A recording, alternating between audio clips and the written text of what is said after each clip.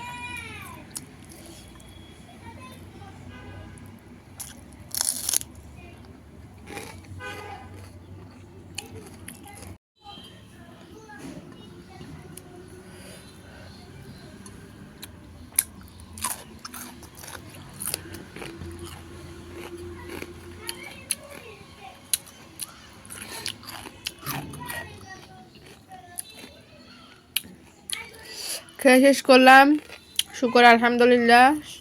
সবাইকে অসংখ্য ধন্যবাদ ভিডিওটি দেখার জন্য। দেখা হচ্ছে পরবর্তী ভিডিওতে। আল্লাহ হাফেজ সবাইকে।